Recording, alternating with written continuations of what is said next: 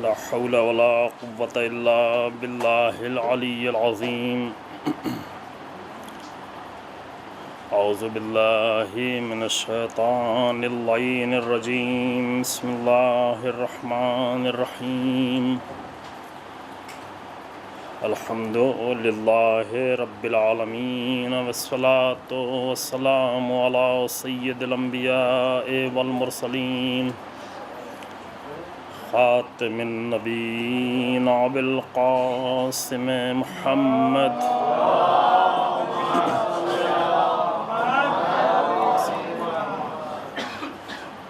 ثم الصلاة والسلام على أهل بيته الأطيبين الأطهرين المعصومين المظلومين الذين أذهب الله عنهم الرجس وطهرهم تطهيرا.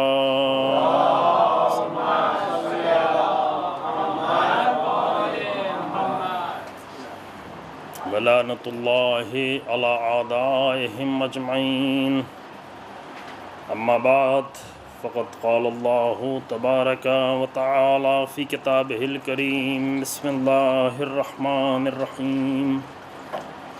قل إن كنتم تحبون الله فاتبعوني يحببكم الله ويغفر لكم ذنوبكم والله غفور رحيم.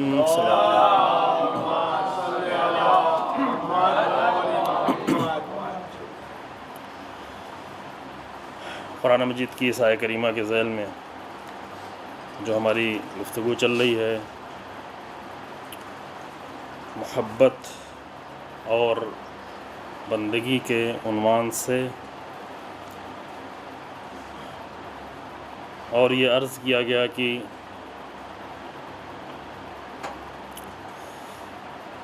یہ وہ موضوع ہے کہ جس پر بہت زیادہ گفتگو کی ضرورت ہے، اور جس کو قرآن کے علاوہ، قرآن کے ساتھ ساتھ روایات میں اور خاص کر دعاؤں میں بہت ہی زیادہ اہمیت دی گئی ہے. اگر دعاؤں کو کبھی اس موضوع کے اعتبار سے پڑھنا چاہیں اور تلاش کریں کہ دعاؤں میں کس قدر محبت پروردگار کی گفتگو کی گئی ہے، اللہ کی محبت کا کتنا تذکرہ ہے دعاؤں میں، اور دعاؤں کی جان اور روح جو ہے وہ محبت پروردگار کے اوپر ہے، تو اندازہ ہوگا کہ یہ موضوع ہمارے لیے کتنا زیادہ ضروری ہے. اور یہ بھی عرض کیا گیا کہ محبت کا مرکز ذات پروردگار ہے. ہماری ساری محبتیں، جتنی بھی ہماری محبتیں ہیں، ان محبتوں کو عظمت اس وقت ملتی ہے کہ جب وہ محبت اللہ کی محبت سے جا کر مل جائے.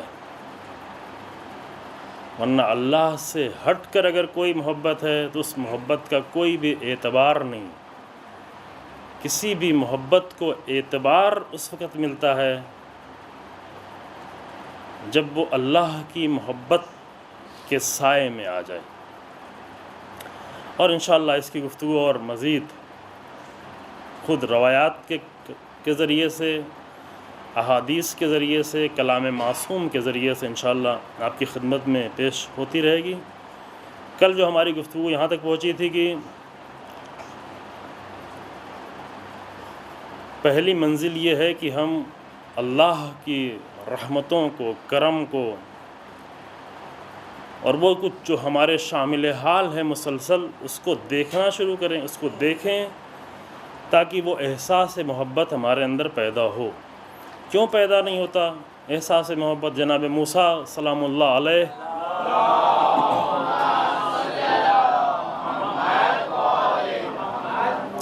پروردگار کی بارگاہ میں گئے، کلیم اللہ تھے، اللہ سے کلام کیا کرتے تھے، پروردگار کی بارگاہ میں جاتے تھے. اللہ نے جناب موسیٰ سے کہا کہ میرے بندوں کے دل میں میری محبت پیدا کرو. ایک روایت میں اس طرح سے اور اس طرح بیان کیا، جناب موسیٰ نے اللہ سے یہ کہا کہ پروردگار، تو جانتا ہے کہ میں تجھ سے کتنی زیادہ محبت کرتا ہوں، تو باخبر ہے، تو ہمارے دل سے باخبر ہے کہ میں تجھ سے کتنی زیادہ محبت کرتا ہوں، میں کتنا عاشق ہوں تیرا. لیکن میں کیا کروں کہ تیرے بندے بھی تجھ سے اس طرح محبت کرنے لگیں۔ لیکن ایک نبی کو یہ فکر ہے، اور ایک نبی کو یہ فکر ہونا چاہیے۔ اگر ایک نبی کو یہ فکر نہ ہو تو نبوت نہیں اس کے پاس ہے۔ اور وہ جو نبی کی امانت لے کے آئے ہوئے ہیں، جو نبی کی وراثت لے کے آئے ہوئے ہیں، جو آ کر نبی کا دین پیش کر رہے ہیں، ان کو بھی یہ فکر ہونا چاہیے جو جناب موسیٰ کی فکر تھی کہ اے میرے اللہ، میں تو چاہتا ہوں تجھے، اے میرے اللہ تو جانتا بھی ہے کہ میں تجھ سے کتنا عشق کرتا ہوں، لیکن میں کیا کروں کہ بندے تجھ سے محبت کرنے لگیں، تیرے عاشق ہو جائیں۔ وہ روایت ہم بعد میں اور پڑھیں گے، ابھی آج نہیں پڑھنا تھا۔ تو وہاں پر اللہ نے کہا کہ اے موسیٰ، تم میری بھولی ہوئی نعمتوں کو یاد دلاؤ ان کے سامنے، میری نعمتوں کے ذریعے سے۔ البتہ یہ عشق محبت کا بلند درجہ نہیں ہے، یہ محبت کا ایک نچلا درجہ، لیکن ہم جیسے لوگوں کے لیے یہ نچلی درجہ کافی ہے۔ مثلا امیر المومنین کی محبت اس لیے نہیں کہ اللہ کی نعمتوں کو دیکھ رہے ہیں اس لیے اللہ سے محبت کرتے ہیں، بلکہ امیر المومنین کی محبت اس لیے ہے کیونکہ اللہ محبت کے لائق ہے، لہٰذا اس سے محبت کی جائے، اتنا ہی کافی ہے۔ امیر المومنین کی عبادت اس لیے ہے کیونکہ اللہ عبادت کے لائق ہے، اس لیے اس کی عبادت کی جائے۔ فَوَجَدْتُكَ أَهْلًا لِعِبَادَةٍ فَعَبَدْتُكَ، میں تجھے عبادت کے لائق پاتا ہوں، میں تجھے محبت کے لائق پاتا ہوں، میں تجھے عشق کے لائق۔ یہ نہیں کہ نعمتوں کو دیکھیں تو نعمتوں کے ذریعے سے اللہ تک پہنچے، ہمارے لیے اتنا کافی ہے۔ چونکہ ہم نیچے درجے کے لوگ ہیں، ہم بڑے نہیں سمجھ پاتے، ہم نعمتوں کے ذریعے سے ہی اللہ تک پہنچتے ہیں۔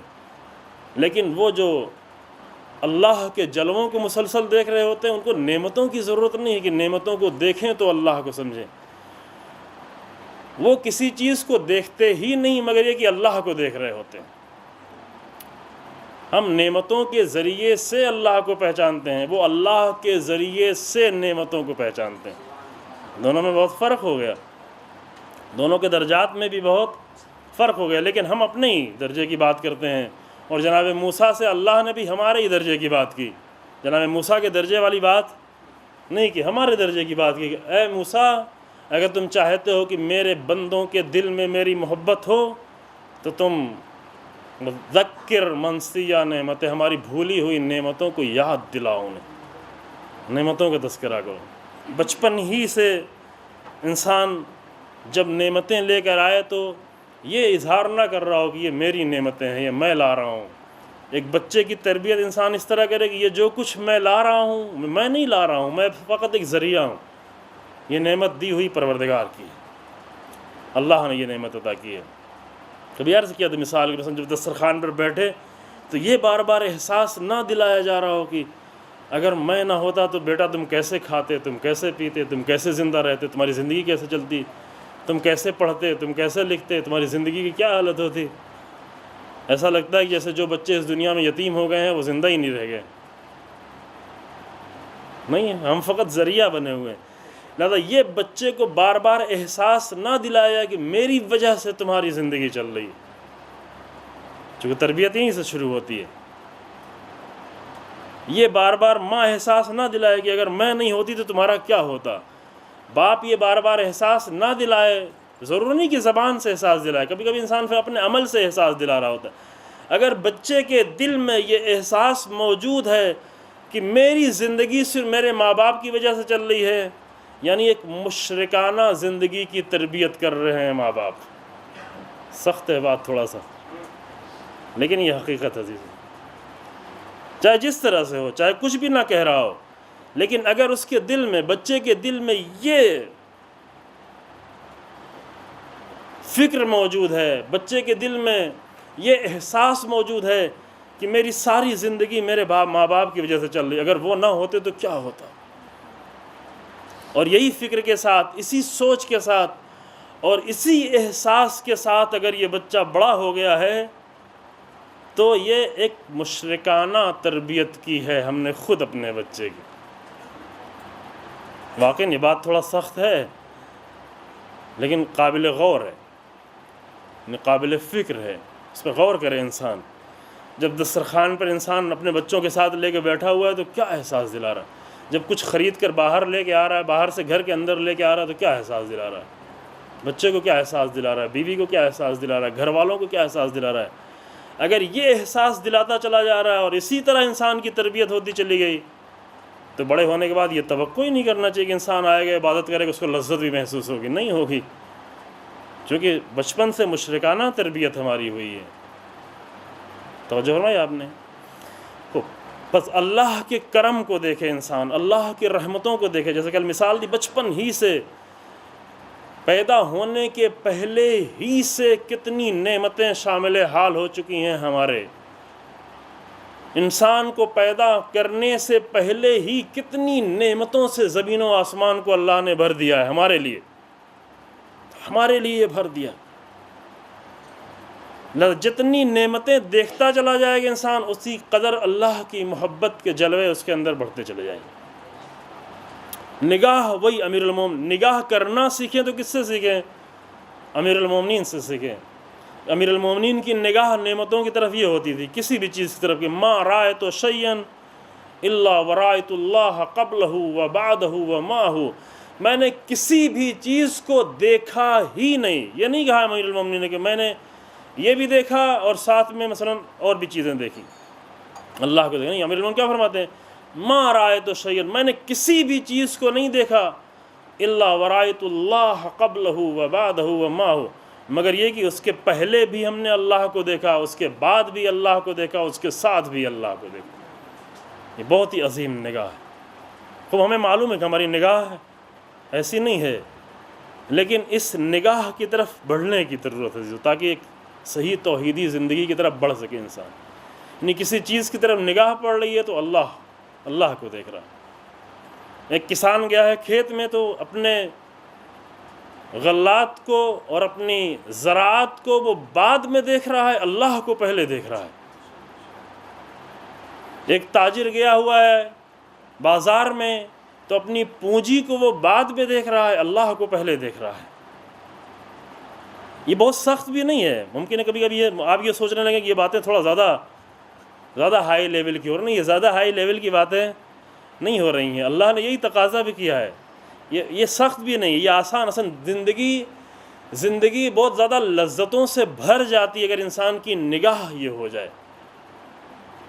ابھی ہماری زندگی میں اس قدر اضطراب کیوں ہوتا ہے، اتنا کھٹکا کیوں ہوتا ہے ہر بات پہ؟ یہ چلی گئی، وہ چلی گئی، یہ نقصان، وہ نقصان، یہ مسئلہ، یہ درد، یہ تکلیف، یہ بچے کی تکلیف، یہ اس کی تکلیف، یہ گھر کا مسئلہ، اتنے سارے کھٹکے انسان کیوں لے کے بیٹھا ہوا ہے؟ اتنا اضطراب کیوں ہے؟ اس لیے کہ انسان نے اپنی نگاہ میں سب کچھ دیکھنا چاہا ہے لیکن اللہ کو ابھی تک نہیں دیکھا، اللہ کو نہیں دیکھنا چاہا۔ اللہ کو دیکھنے کا ایک فائدہ یہ ہوگا کہ انسان کی زندگی اضطراب سے خالی ہو جائے گی، پھر بالکل مطمئن ہو جائے گی۔ جو کچھ بھی ہو رہا ہے انسان کو اطمینان، نعمتیں آ رہی ہیں تب بھی انسان مطمئن ہے، مصیبتیں آ رہی ہیں تب بھی انسان مطمئن ہے۔ مصیبتوں میں زیادہ مطمئن ہو جاتا ہے کہ اللہ نے ہم کو اس لائق سمجھا کہ مصیبتیں ہم تک آئیں۔ ابھی ہماری نگاہ بالکل برعکس ہوتی ہے، ہم یہ سوچ رہے تھے کہ شاید ہم نے کوئی گناہ کر دیا کہ مصیبت ہم تک آئی ہے۔ نہیں، تکلیف اور مصیبت قانون کے تحت، جو قانون ہے قرآن کا، جو قانون ہے حدیثوں کا، اس قانون کے تحت تکلیف اور مصیبتیں آتی ہی ہیں اسی انسان کے پاس کہ جس کو اللہ زیادہ پسند کرنے لگتا ہے، جس کو اللہ زیادہ چاہنے لگتا ہے۔ امام محمد باقر علیہ السلام نے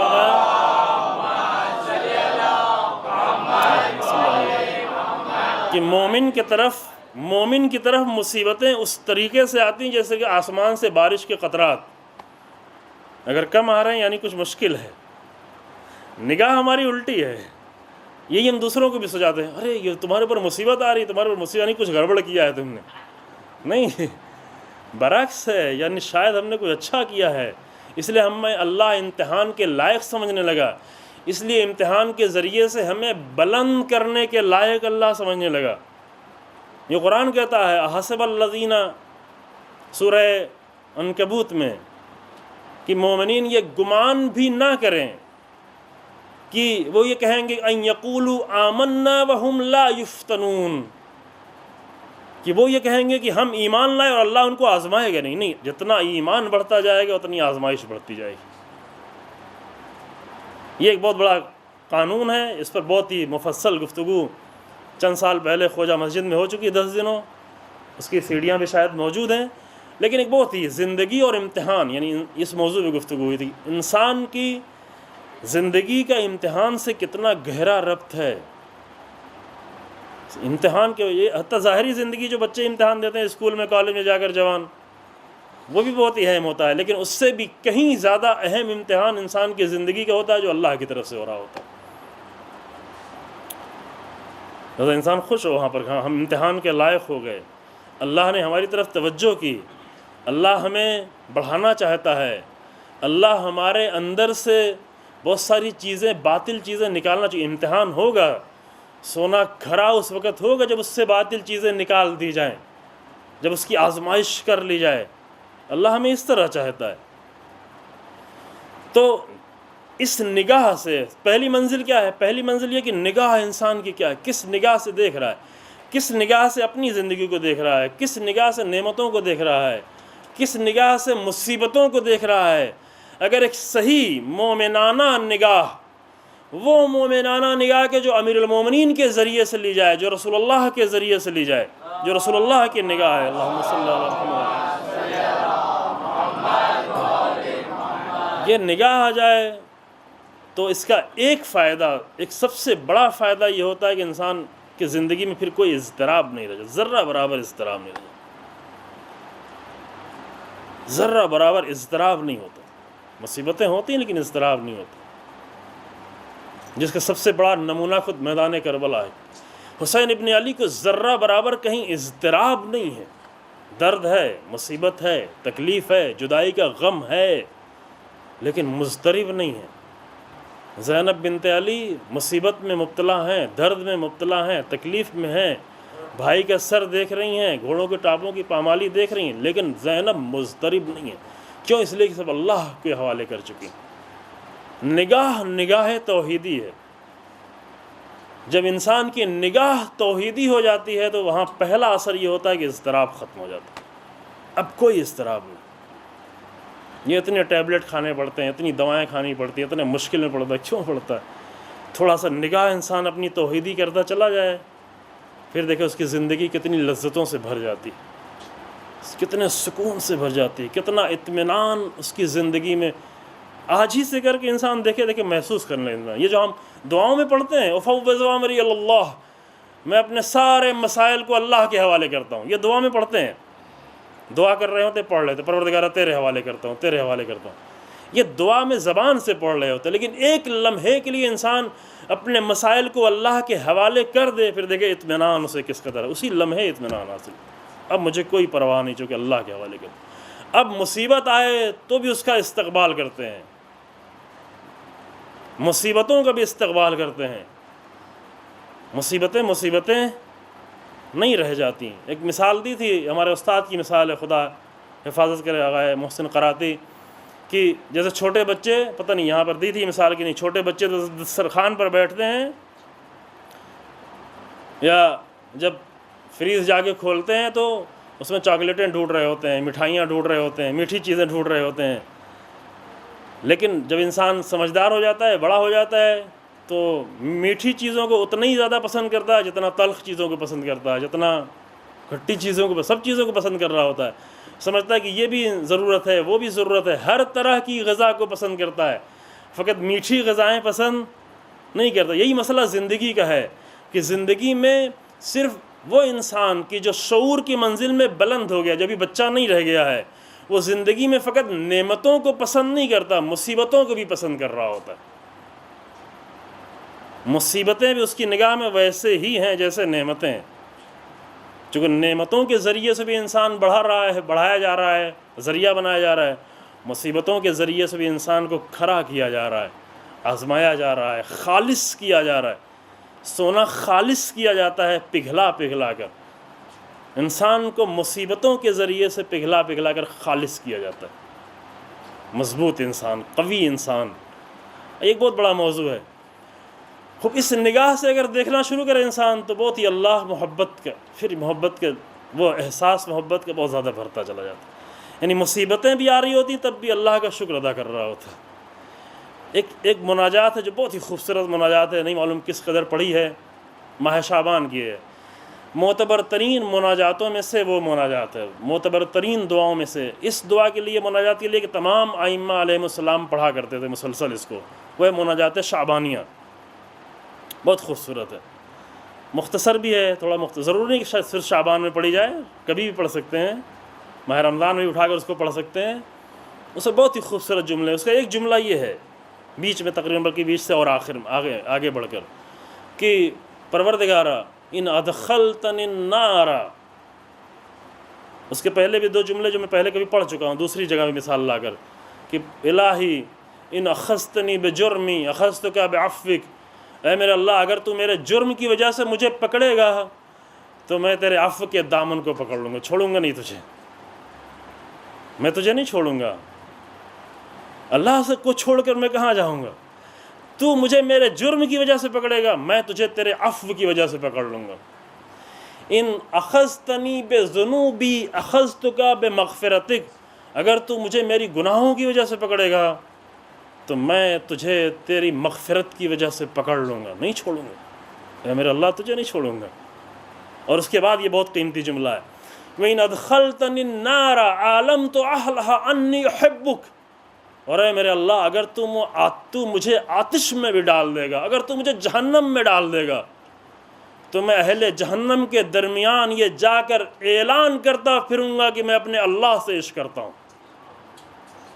عجیب ہے، میں پروردگار کا عاشق ہوں۔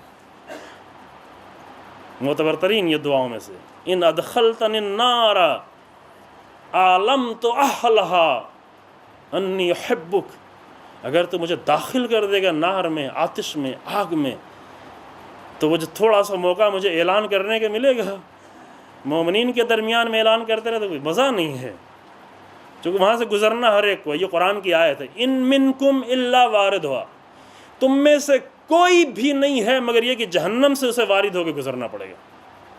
یہ روایت بھی نہیں کہیں کہ پتہ نہیں صحیح ہے کہ غلط ہے، پتہ نہیں معتبر ہے کہ غیر معتبر ہے، نہ یہ قرآن کی آیت ہے، ان منکم الا وارد ہو، وہاں سے وارد ہونا ہر ایک کو ہے۔ اب یہ کہ وارد ہونے کے بعد کون کتنی تیزی سے گزر جائے گا، یہ مسئلہ انسان کے اپنے اوپر ہے کہ کس نے کیا کیا ہے کہ کتنی تیزی سے وہ گزر جائے، کتنی تیزی سے جواز اس کا۔ میں نے پہلے ہی دن عرض کیا تھا کہ ایک صدقے کا ایک نتیجہ یہ ہوتا ہے کہ انسان تیزی سے مثلا گزر جائے گا، یا اور جو خطبہ پیش کیا پیغمبر اکرم صلی اللہ علیہ وسلم، لیکن وہاں آنا ہر ایک کو ہے۔ اب اگر کوئی انسان ایسا ہے، چونکہ یہ طے ہے کہ جنت میں نجس انسان نہیں جا سکتا، نجاستوں کے ساتھ نہیں جا سکتا، نجاستیں جسم کی نہیں، کپڑے کی نہیں، چونکہ وہاں یہ جسم و کپڑا کچھ نہیں ہوگا، یہ سب روح کی نجاستیں، روح کی نجاستوں کے ساتھ انسان جنت میں نہیں وارد ہو سکتا، یہ ممکن نہیں ہے، جنت نجاستوں کے ساتھ ممکن نہیں ہے، پاک ہونا پڑے گا۔ تو کچھ لوگ ہوتے ہیں جو یہیں پاک ہو لیتے ہیں، مثلا ماہ رمضان آتا ہے بالکل پاک کر لیتے ہیں اپنا، بالکل پاک کر لیتے ہیں، پاک کر لیا، محرم آیا پاک کر لیا، آ کر زمزم کربلا سے اپنے آپ کو دھل لیا، محرم پاک کرنے کی جگہ ہے، عاشورہ پاک کرنے کی جگہ ہے۔ عاشورہ یعنی کیا؟ یعنی اس قدر اصحاب حسینی اور حسین ابن علی سے قریب ہو جائیں کہ پاک ہو جائیں۔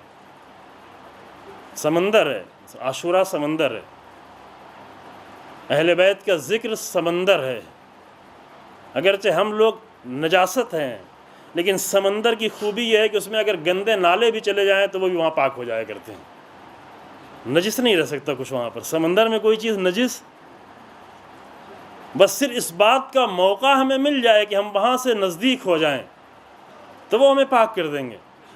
تو کچھ لوگ آ کر ماہ رمضان میں اپنے آپ کو پاک کر لیتے ہیں، کچھ لوگ آ کر نیمہ شعبان آئی اپنے آپ کو پاک کر لیا، شب قدرہ میں اپنے آپ کو پاک کر لیا، کچھ لوگ اور موقع پہ پاک کرتے رہتے ہیں، کب کون سا احساس پیدا ہو جائے انسان اپنے آپ کو پاک کر لے۔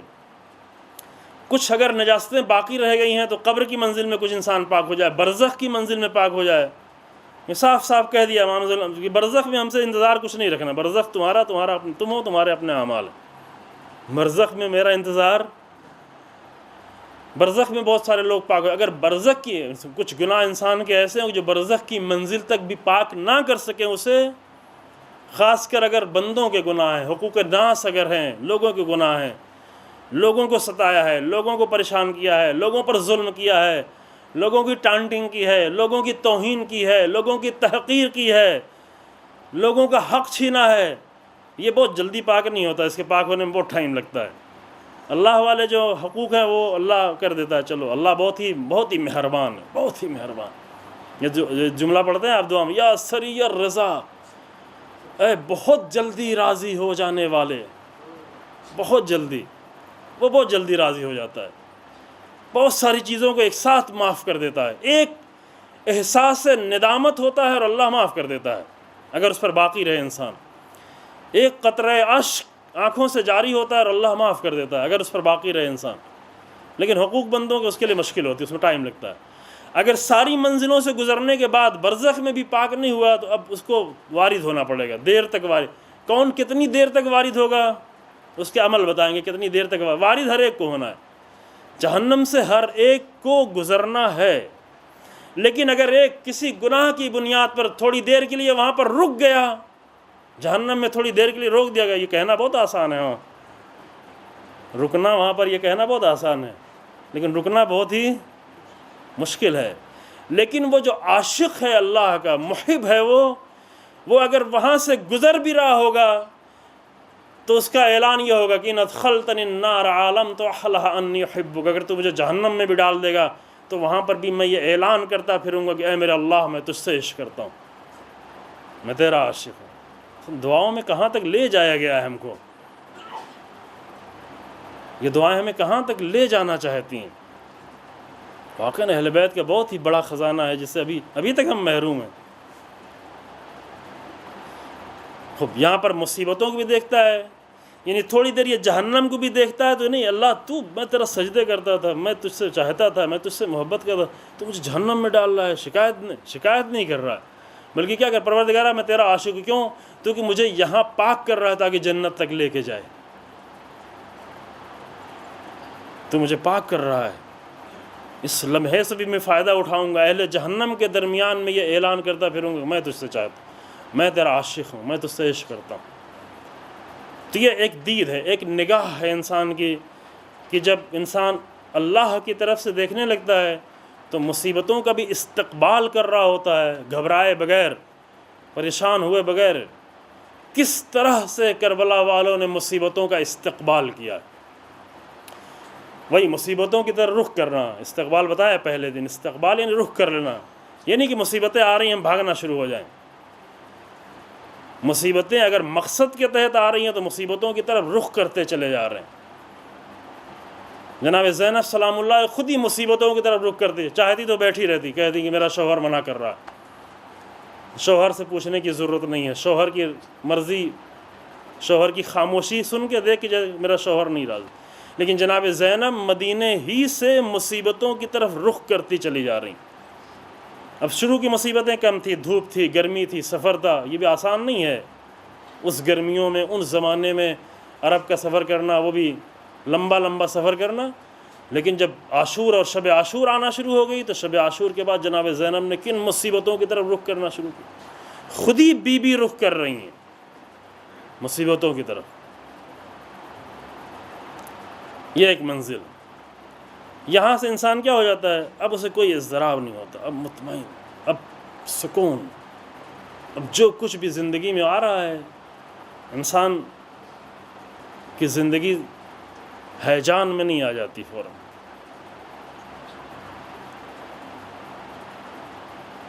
اب یہاں سے انسان سمجھنا شروع کر دیتا ہے. پھر یہاں سے محبت، یعنی مصیبتوں کو دیکھ کر بھی محبت کا احساس کرے کہ یہ مصیبتیں میری تربیت کے لیے ہیں، مجھے تباہ کرنے کے لیے نہیں ہیں.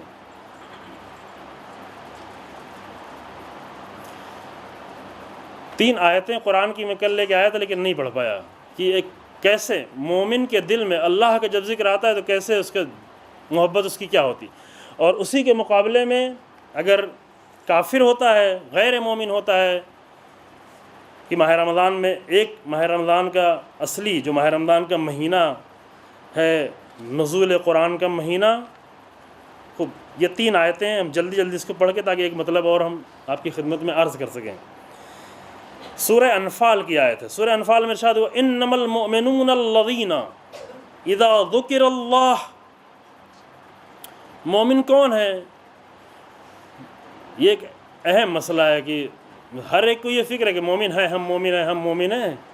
خوب، کسی دن اگر قرآن سے بھی پوچھے کہ مومن ہے کون، مومن کی تعریف کیا ہے، پوچھنا چاہیے کہ نہیں پوچھنا چاہیے؟ ایک سوال یہ ہے. ہر ایک سمجھتا ہے ہم مومن، اور معتبر ترین منبع اگر کوئی ریسورس ہمارے پاس ہے کسی چیز کو سمجھے سے پورا 100% جس پر پورا یقین ہو سکتا ہے وہ قرآن ہے، اللہ کی کتاب، جس میں ذرہ برابر بھی شک کی کوئی گنجائش نہیں. حدیثوں میں بھی شک کی گنجائش، لیکن اس کے لیے یہ طے ہونا ضروری ہے کہ یہ ثابت ہو جائے کہ یہ معصوم کی ہے. جب تک ثابت نہیں ہوتا تب تک انسان کو شک کی نگاہ سے دیکھنا ہے اور تحقیق کرنی ہے. لیکن قرآن جیسی صفحہ کھولے اور کسی آیت کو پڑھے پورا یقین کے ساتھ کہ اللہ ہم سے کلام کر رہا ہے. کسی دن چلے اللہ ہی سے پوچھے کہ اللہ مومن کون ہے، یہ پوچھنا چاہیے ہمیں. اور اتفاق سے قرآن میں بہت ساری جگہوں پر مومن بتایا کہ مومن کون ہے، مومن کون ہے، مومن کون ہے. پورا سورہ مومنون جو نازل اس کی آیت ہی شروع یہیں سے ہوتا ہے. قد افلح المؤمنون الذین هم فی صلاتهم خاشعون والذین هم عن اللغو معرضون والذین هم لزکاة فاعلون. مومن کی صفات بیان کرتا جا رہا ہے قرآن. مومن کی یہ صفت، مومن کی یہ صفت، مومن کی یہ صفت. یہ ایک اچھا موضوع، کبھی انشاءاللہ اس پر گفتگو کی جائے، تفصیل سے گفتگو. مومن کے صفات قرآن کی نگاہ میں، پھر حدیث میں تو بہت ہی زیادہ، حدیثوں میں جو مومن کے صفات بیان کیے گئے ہیں. ہم نے صرف ایک صفت کو ابھی دیکھا ہے مومن کی. مومن کی صفت کیا ہے؟ امیر المومنین سے محبت کرنے والا ہے نا. یہ صحیح ہے بالکل. یہ بھی اگرچہ روایت ہے لیکن معتبر ہے. یہ روایت معتبر ہے جس کو خود امیر المومنین نے بیان کیا ہے. امیر المومنین نہج البلاغہ میں 45 نمبر جو حکمت ہے اس میں امیر المومنین فرماتے ہیں کہ اب یہ بریکٹ میں یہ بات ہے، تھوڑا بات لمبی ہو جا رہی ہے لیکن نہیں چاہیے تھا، لیکن خوب آ گیا، یہ بات آ گئی ہے. 45 نمبر حکمت امیر فرماتے ہیں کہ لو ضربت بسیفی ھذا علی خیشم المومن الی ان یبغضنی ما ابغضنی. اگر میں اس تلوار سے مومن کی ناک پر ضرب لگاؤں اور اس سے یہ چاہوں کہ مجھ سے نفرت کرے، مجھ سے بغض کرے، مومن یہ نہیں کر سکتا. تلوار، ناک بہت حساس، پہلے میں عرض کر چکا ہوں شاید، ناک بہت ہی حساس ہوتی ہے نا، ذرا سی چوٹ بھی انسان کو بالکل پچھاڑ دیتی ہے. تلوار سے مومن کی ناک پر میں ماروں، میں خود ہی ماروں. لو ضربت بسیفی ھذا، میں اسی تلوار سے مومن کی ناک پر ماروں کہ وہ مجھے نہ چاہے، تو ایسا نہیں ہو سکتا کہ وہ مجھے نہ چاہے. ویسے جیسے خود امیر المومنین کہہ رہے ہیں کہ اگر اللہ جہنم کی منزل سے گزارنے لگے، وہاں بھی اعلان کیا ہوگا؟ اعلان یہ ہوگا لو ادخلتنی النار علمت اہلھا انی احبک. اللہ کے چاہنے والے بھی ایسے ہیں، اور امیر المومنین کو اپنے چاہنے والے پر بھی اتنا اعتبار ہے کہ اگر میں اسے ماروں اپنی تلوار سے، کہوں کہ مجھے نہیں چاہ، تو مجھ سے دور نہیں ہو سکتا. وَلَوْ صَبَبْتُ الْأَرْضَ بِجَمَّاتِهَا لِلْمُنَافِقِ أَلَا أَن يُحِبَّنِي مَا أَحَبَّنِي. اگر میں منافق کی جھولی میں سب کچھ اٹھا کر ڈال دوں اور اس سے یہ چاہوں کہ تو مجھ سے محبت کر، تو وہ محبت نہیں کرے گا. لیکن یہ کیوں ہے؟ یہ امیر المومنین اپنی طرف سے نہیں بیان کر رہے، بلکہ امیر المومنین یہ اس لیے ہے کیونکہ یہ بات رسول اللہ کی زبان پر جاری ہوئی. جملہ یہ ہے وَذَلِكَ أَنَّهُ قَضَى فَانْقَضَى عَلَى لِسَانِ النَّبِيِّ الْأُمِّيِّ. یہ پیغمبر اکرم صلی اللہ علیہ وآلہ وسلم کی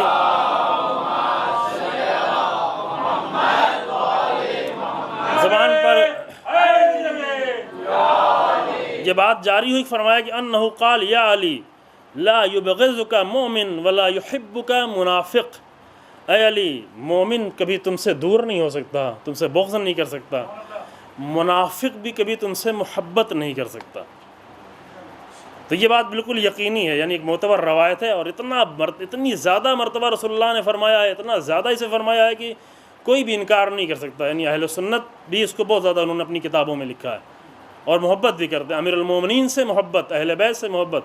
ہم کبھی کبھی یہ سمجھتے ہیں کہ فقط ہم اہل بیت سے محبت کرتے ہیں، نہ، اہل بیت سے محبت سب کرتے ہیں، سارے مسلمان کرتے ہیں، صرف ناصبی کو چھوڑ کر.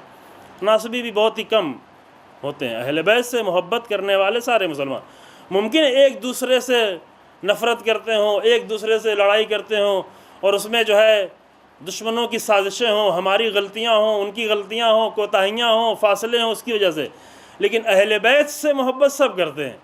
البتہ انداز محبت ہے، ممکن ہے وہ بدلا ہو، الگ الگ ہو. پہلے میں نے عرض کیا، یہاں پر یاد ہے کہ اس بنیاد پر ہم کسی پر الزام نہیں لگا سکتے کہ تم میری طرح سے اہل بیت سے محبت کیوں نہیں کرتے.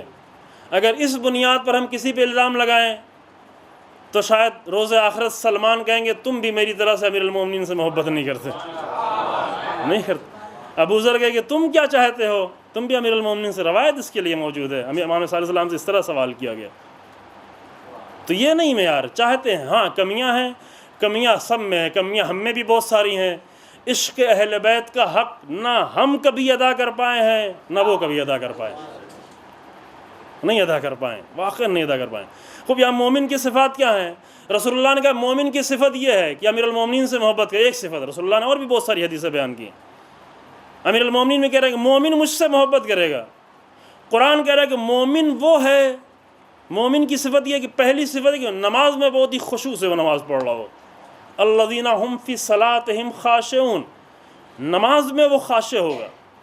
اب یہ جا کر سورہ مومنون پڑھیں، یہاں پر فرصت نہیں ہے، انشاءاللہ کبھی تفصیل سے پڑھی جائے کہ سورہ مومنون میں جو مومنین کی صفات بیان کی گئی ہے، شروع بھی نماز سے ہوئی ہے اور آخری صفت بھی نمازی پہ جا کے ختم ہو رہی ہے.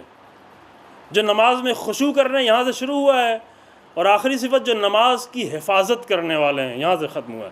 بیچ میں اور بھی صفتیں ہیں کہ اپنی حفاظت کرتے ہیں، اپنی عفت کی حفاظت کرتے ہیں، اپنی شرمگاہوں کی حفاظت کرتے ہیں، زکوٰۃ دیتے ہیں، امانت ادا کرتے ہیں، عہد کو ادا کرتے ہیں. یہ ساری صفتیں اور بھی بیان کی گئیں، لیکن شروع بھی کیا گیا ہے نماز سے، یہ قرآن ہے. ختم بھی کی گئی ہیں صفات، وہ کہاں پر؟ نماز پر. اب کوئی آ کر کہے کہ امیر المومنین قرآن نے تو کچھ اور بیان کیا ہے، رسول اللہ نے کچھ اور، یہ دونوں میں ٹکراؤ ہے. نہیں، ٹکراؤ نہیں ہے، یہ ٹکراؤ نہیں ہے. ایک مومن میں اتنی لاجک ہونا چاہیے، دیکھیں لاجک ضروری ہے، اتنی لاجک اور اتنی منطق ہونا چاہیے کہ ایک مومن فوراً اس حدیث کو اور ان آیتوں کو پڑھ کر یہ نتیجہ نکال لے کہ مومن وہ ہے جو امیر المومنین کو چاہنے والا ہے. تو امیر المومنین کا چاہنے والا وہ ہے جو نماز میں خشوع بھی رکھتا ہے، جو صدقہ بھی دیتا ہے، جو امانت دار بھی ہے، جو عہد کی پابندی کرنے والا بھی ہے، جو خیانت کرنے والا نہیں ہے. یہ خود بخود نکل جاتا ہے. یہ بہت مشکل بھی نہیں ہے، یعنی ایک ایسی لاجک نہیں جس کے لیے بہت جوڑنے گھٹانے کی ضرورت ہے، بہت ہی آسان سی لاجک ہے. تو جو ہے آپ نے پتہ نہیں ہم کس ایمان کی باتیں کرتے ہیں، کس ایمان کی طرف لے جایا جا رہا ہے ہمیں. یہ قرآن اور وہ رسول اللہ کی حدیث، اور یہ بھی نہیں کہ ٹکراؤ، جیسے میں نے عرض کیا، بعد میں اور زیادہ عرض کروں گا کہ یہ ہماری ذہنیت کی مشکل ہے کہ ہماری چیزوں میں ٹکراؤ پیدا کرنا شروع کر دیتے ہیں. ٹکراؤ ٹکراؤ ٹکراؤ، حتیٰ کبھی کبھی اگر اللہ کی محبت میں اور اہل بیت کی، معاذ اللہ، چونکہ ہماری ذہنیت ٹکراؤ والی ہے، تو وہ محبتیں جو صرف ایک ہے، جدائی بالکل ممکن نہیں ہے. ہم اگر ان محبتوں میں بھی ٹکراؤ پیدا کریں، وہ لوگ اللہ کی محبت کریں، وہ لوگ اہل بیت کی محبت کریں، یہ ہمارے ذہن کا مرض ہے، یہ بیماری ہے ہماری. تو جو ہے آپ نے خوب کیا یہاں پہ صفات، اب یہ مومن کی صفت کیا بیان کی؟ فرق مومن کی ایک صفت یہ ہے، وہ جو ہم نے آیت پڑھی تھی وہ سورہ مومنون کی آیت تھی. یہ آیت سورہ انفال کی دوسری نمبر کی آیت ہے. انما المؤمنون الذین اذا ذکر اللہ، مومنین وہ ہیں کہ جب ان کے سامنے اللہ کا نام لیا جاتا ہے، اللہ کا ذکر کیا جاتا ہے، تو وجلت قلوبہم، تو ان کے دل میں ہیبت، عظمت، پروردگار کی عظمت کے سامنے ان کے دل میں ایک ہیبت پیدا ہوتی ہے، احساس پیدا ہوتا ہے.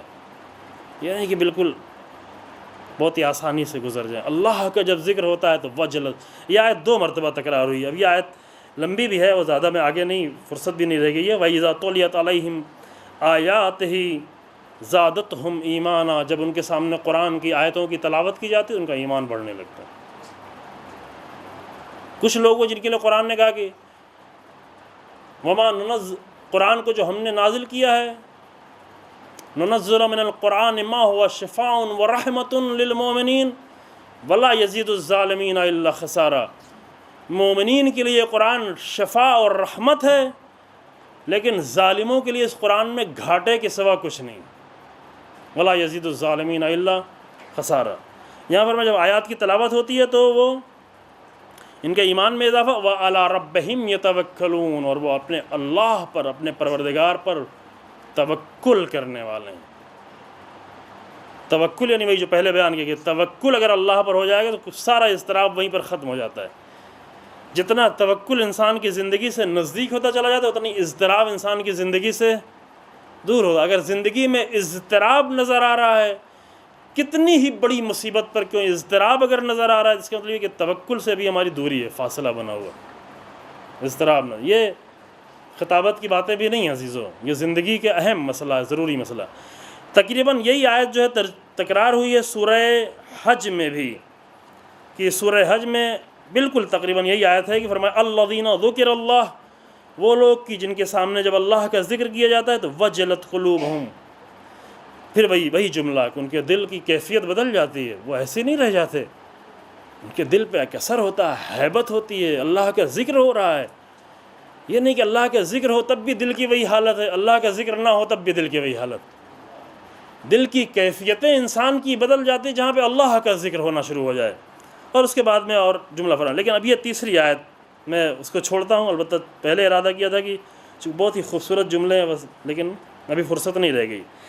تیسری آیت جو سورہ زمر کی آیت ہے، وہاں پر کیا فرمایا؟ وہاں پہ اس کے برعکس جو مومن ہے اس کے سامنے جب اللہ کا ذکر ہوتا ہے تو اس کے دل کی کیفیت دوسرے طرح بدلتی ہے۔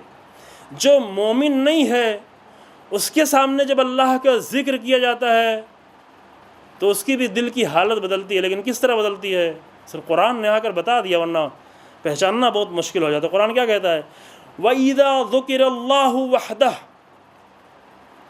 جب اللہ کو تنہا اللہ کو یاد کیا، وحدت کے ساتھ، توحید کے ساتھ، اللہ کو وحدت اور توحید کے ساتھ تنہا جب اللہ کا ذکر کیا جاتا ہے تو کیا ہوتا ہے؟ اشمعزت قلوب الذین لا یؤمنون، وہ لوگ جو مومن نہیں ہیں ان کے دل میں تنگی کا احساس ہونے لگتا ہے، دل تنگ ہونے لگتا ہے اگر اللہ کا ذکر کیا گیا۔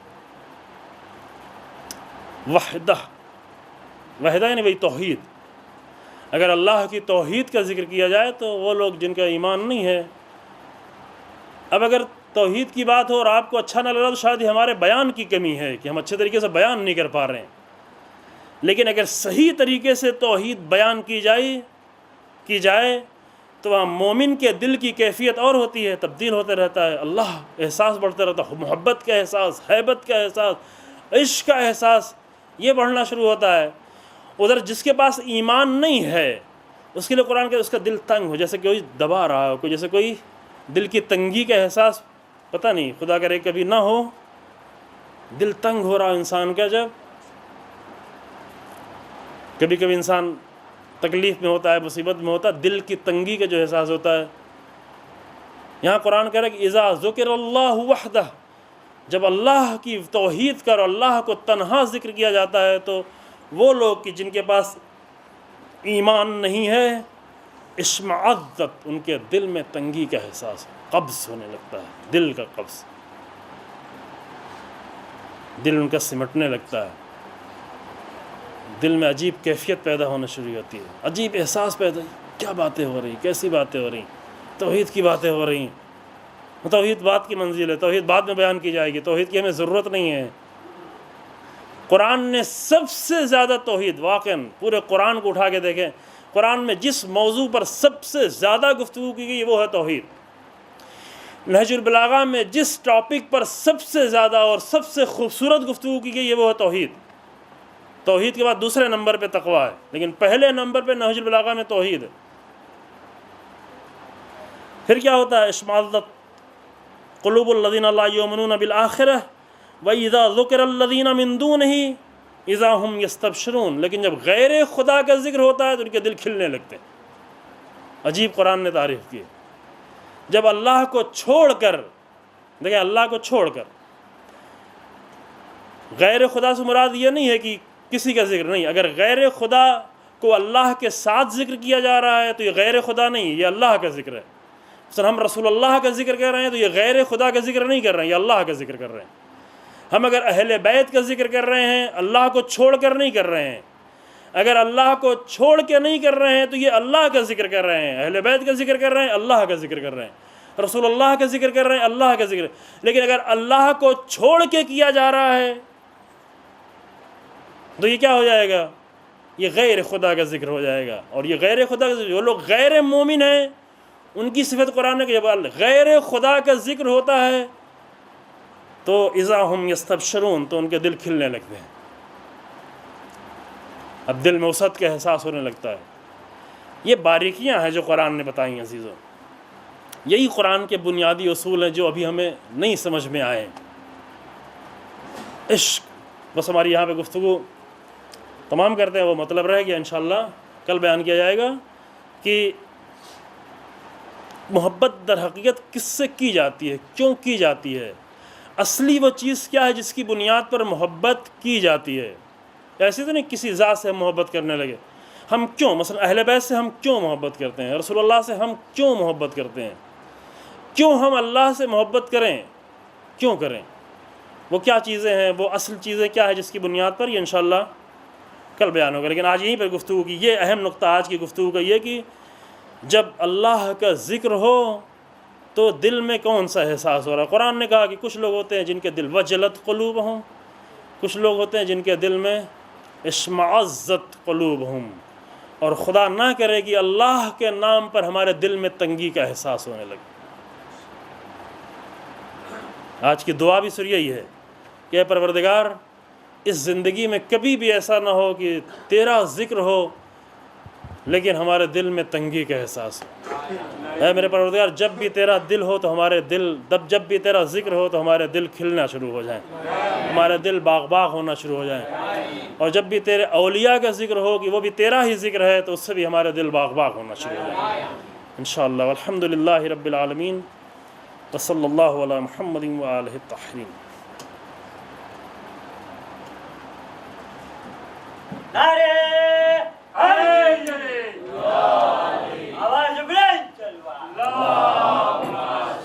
صلی علی محمد۔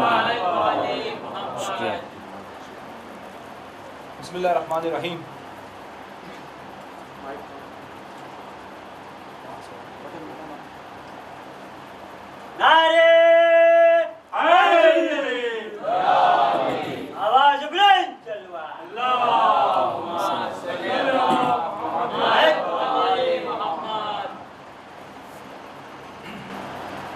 بسم اللہ الرحمن الرحیم۔ آقا، یہ انڈیا سے باہر سے ایک سوال آیا ہے، شاید وہ یوٹیوب پہ دیکھ رہے ہیں۔ انہوں نے بولا ہے کہ as you said about Agha Shirazi one of the مرجع، then why he is against رہبر اینڈ اپوزنگ اتحاد، آسکنگ فار اوپن تبرہ which is causing disputes in Shia and Sunni. آپ نے کچھ میں نے تو ذکر نہیں میں نے کیا۔ کچھ کہا نہیں، میں نے کچھ کہا بھی نہیں ہے، نہ مجھے کہنے کا حق بھی نہیں ہے، یعنی کسی کی مرجعیت کے بارے میں کہنے کا مجھ جیسے انسان کو حق نہیں ہے۔ الحمدللہ بڑے مجتہدین کا پورا ایک گروہ ہے جو آ کر طے کرتا ہے، جو آ کر اعلان کرتا ہے کہ مراجع کون ہیں۔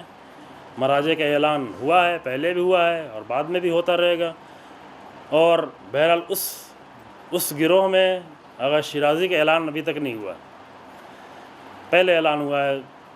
جو مراجع بزرگ مراجع ہمارے ہیں، رہبر انقلاب آیت اللہ خامنائی، آیت اللہ سیستانی، آیت اللہ مکارم شیرازی، آیت اللہ وحید خراسانی، آیت اللہ بہجت جن کا انتقال ہو گیا، آیت اللہ زنجانی، ان بزرگان کا اعلان ہوا ہے، لیکن شیرازی نام کا کوئی اعلان نہیں ہوا، اتھینٹک طور پر کہیں پر اعلان نہیں ہوا۔ اور شاید انہی سب باتوں کی وجہ سے جی انہی سب باتوں کی وجہ سے، چونکہ ایسے تو نہیں ہے مرجعیت یعنی کیا ہے؟ مرجعیت یعنی جو دین کے حفاظت کرنے والی، نہ کہ دین کو جس کے ذریعے سے نقصان پہنچنے والا ہے۔ یہ ایک آیت اللہ شیرازی بزرگ گزرے ہیں، آپ لوگوں کو یاد ہوگا، جنہوں نے تمباکو کی حرمت کا فتویٰ دیا، وہ ان کا بھی نام شیرازی تھا، وہ الگ شیرازی تھے، وہ سامرہ میں رہتے تھے۔ سامرہ میں چونکہ بہت زیادہ شیعہ کم ہو گئے تھے تو وہ نجف کو چھوڑ کر سامرہ چلے گئے، اور سامرہ میں تھے جب انہوں نے یہ فتویٰ دیا تھا کہ تمباکو پینا حرام ہے۔ یوں حرام نہیں ہے، لیکن دین کی حفاظت کے لیے ایک فقیہ کو یہ حق حاصل ہے کہ ایک مباح چیز کو بھی حرام کر سکتا ہے۔ امت مسلمہ کی حفاظت کے لیے، حکومت اسلامی کی حفاظت کے لیے، اسلامی سرزمین کی حفاظت کے لیے۔ چونکہ برطانیہ سے معاہدہ ہوا تھا تمباکو کے بزنس کا، اسی طریقے سے جس طریقے سے انڈیا سے ایسٹ انڈیا کمپنی نے یہاں پر معاہدہ کیا تھا، اور ایک تجارتی معاہدے کے نتیجے میں آ کر چند دہا گزرنے کے بعد، چند سال گزرنے کے بعد پورے ملک کو اپنے اختیار میں لے لیا۔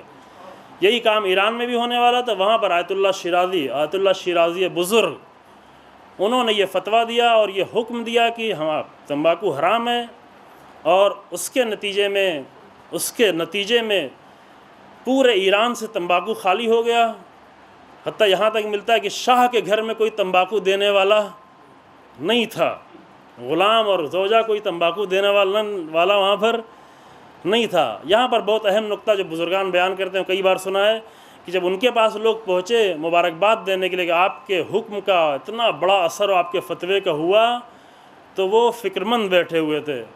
تو لوگوں نے پوچھا کہ فکرمندی کی وجہ کیا ہے؟ آپ نے تو اتنا بڑا کام کیا ہے، تو آپ فکرمند کیوں ہیں؟ کہا ہم فکرمند اس لیے ہیں کہ آج دشمن ہماری مرجعیت کی طاقت کو سمجھ گیا۔ اس کے پہلے تک اسے معلوم نہیں تھا، لیکن دشمن آج مرجعیت کی طاقت کو سمجھ گیا ہے، اور اب دشمن ہمارے مرجعیت کے خلاف کام کرنا شروع کر دے گا، اور وہ 150 سال پہلے سے 100 سال پہلے سے کام کرنا شروع کیا۔ نتیجے ہم آج دیکھ رہے ہیں، سمجھ رہے ہیں؟ مرجع بھی بنا سکتا ہے دشمن، مرجع بنا کر اپنی طرف سے لا سکتا ہے، مرجعیت کے خلاف کام کر سکتا ہے۔ لہٰذا یہ نہیں کہ جو بھی جہاں سے آواز آئے کہے کہ ہاں فلاں مرجع ہے ہم وہاں چلے گئے، نہیں، قانون ہے اس کا قانون ہے، اس کے دیکھا جاتا ہے کس نے کتنے سال تک درس دیا، کن لوگوں کے درمیان میں درس دیا، کتنے مجتہدین ان کے درس میں شرکت کرتے رہے، کتنی بحث کرتے رہے، کہاں تک پہنچے۔ جہاں یہ سب کچھ ہے ہی نہیں تو وہاں پر میں نے کبھی نہیں کہا ہے، جو پوچھنے والے نے پوچھا ہے شاید اشتباہ ہوا کہ میں نے کبھی نہیں کہا کہ آیت اللہ شیرازی مرجع ہے۔ جی ایسا کہتے ہیں کہ انسان کے گناہ کی سزا بھی دنیا میں ملتی ہے، تو کیسے پتہ چلے گا کہ یہ مصیبت گناہوں کی سزا ہے یا امتحان؟ جی ہاں، یہ ایک اچھا سوال ہے اور اہم سوال ہے، وقت پہ آ گیا ہے۔ مصیبتیں گناہ کی سزا کے طور پر بھی اگر مصیبتیں آ جائیں، ہوتا ہے، یعنی ایک ہی مصیبتیں دو پہلو سے دیکھی جا سکتی ہیں۔ ممکن ہے کہ یہ مصیبت جو آئی ہے کسی خطا کی وجہ سے آئی ہے، لیکن ابھی یہ جو مصیبت آئی ہے، اسی مصیبت کو ہم کیا کر سکتے ہیں؟ اسی مصیبت میں صبر و استقامت کے ساتھ آگے بڑھ کر اسی کو ایک امتحان میں تبدیل کر کے اسی کو آگے بڑھنے کا ذریعہ بنا سکتے ہیں۔ یعنی وہی مصیبت جو ہماری کسی کمی کی وجہ سے آئی، مثلا انسان نے ایک خطا کی اور اس کے گھر میں ایک مشکل آ گئی، غلطی کی وجہ سے، گناہ بھی نہیں، خطا کی وجہ سے، یا کوئی گناہ ہی کیا، مثلا بچے میں کوئی مشکل پیدا ہو گئی، چونکہ بعض مشکلات پیدا ہوتی ہیں انسان میں اپنی خطاؤں کی وجہ سے، اپنی غلطیوں کی وجہ سے۔ تو اگر ایسا ہوا، ایک مصیبت آ گئی، مصیبت آئی تھی ممکن ہے خطا کی وجہ سے، لیکن اب مصیبت آنے کے بعد اسی مصیبت کو ہم امتحان میں تبدیل کر کے اپنے کامیابی کا راز بنا سکتے ہیں، اسی مصیبت کو۔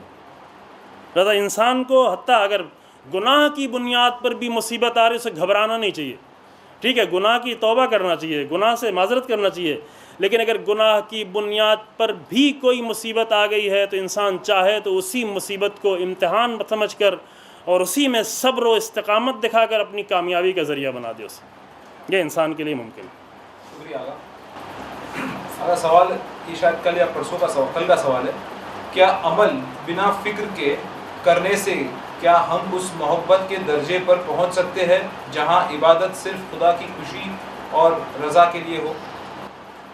یہ بہت مشکل کام ہے، چونکہ جس عمل میں فکر شامل نہیں ہو، جس عمل میں معرفت شامل نہ ہو، وہ عمل انسان کو کسی درجے تک نہیں پہنچا سکتا. فقط اتنا کر سکتا ہے کہ تھوڑا سا ثواب مل جائے، تھوڑا سا ثواب تک پہنچا سکتا ہے. وہی بہت مختصر ثواب، وہ جو بنی اسرائیل کا قصہ آپ نے سنا ہے نا، بہت تھوڑا ثواب فرشتے بھی دیکھ کے حیرت کر رہے تھے. جس عمل میں فکر و معرفت شامل نہیں ہے وہ عمل انسان کو کسی درجے تک نہیں لے جا سکتا. حد اکثر میکسیمم جو چیز مل سکتی ہے وہ بہت تھوڑا سا ثواب.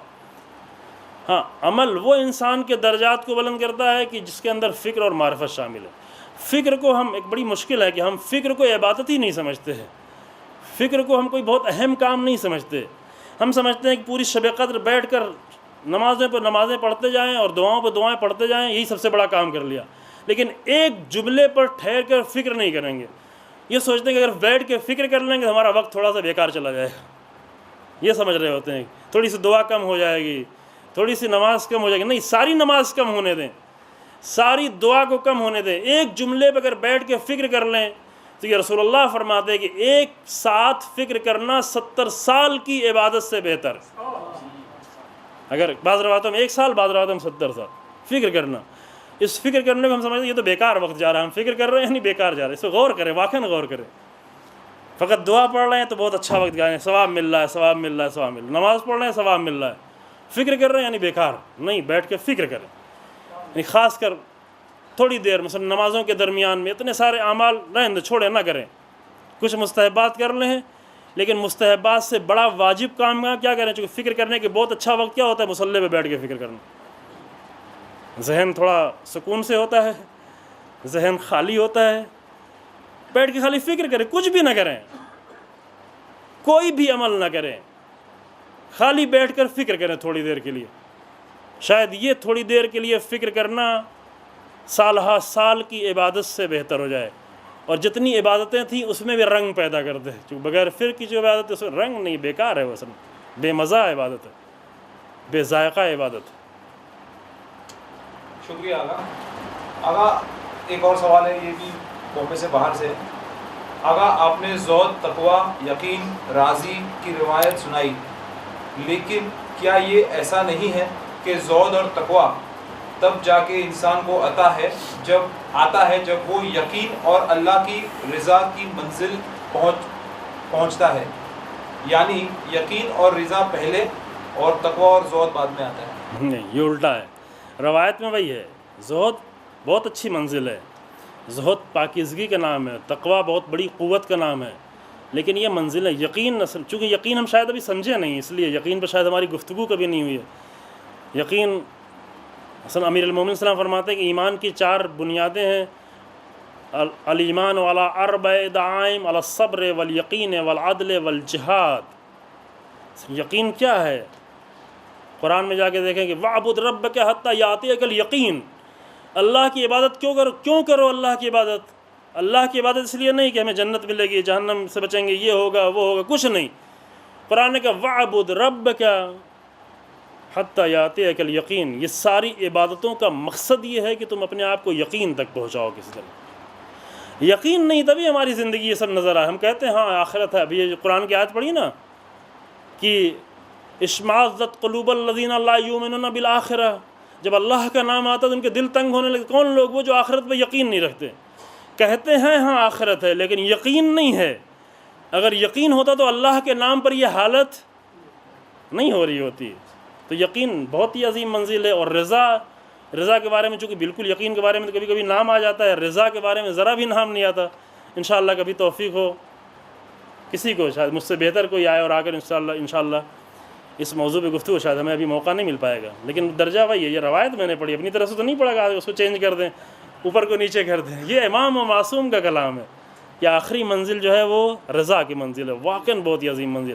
ہم یہ جیسے قرآن میں نا یا ایتھا النفس المطمئنۃ ارجعی الی ربک راضیۃ مرضیہ، اے نفس مطمئنہ. ہر ایک کو نہیں، نفس مطمئنہ جو ہے، جو واقعاً اطمینان تک پہنچ گیا ہے اس زندگی میں، جو اطمینان تک. البتہ نفس مطمئنہ سے سب سے بڑے مصداق وہی امیر المومنین کی ذات ہے، رسول اللہ کی ذات ہے، امام حسین علیہ السلام کی ذات ہے. لیکن عام انسان میں بھی جو اطمینان کی نفس اطمینان تک پہنچ گیا ہے، وہ کیا ہے؟ وہ کہاں تک پہنچا؟ وہ راضی و مرضی۔ راضی یعنی کیا؟ راضی یعنی جو اللہ سے راضی ہو، مرضی یعنی وہ کہ جس سے اللہ راضی ہو۔ یہ رضا کی منزل ہے، واقعی یہ بہت ہی عظیم منزل۔ انشاءاللہ اس پر کبھی تفصیل سے گفتگو۔ جی آج کا آخری سوال لے لیتے ہیں۔ ہاں ٹائم بھی ختم ہو رہا ہے۔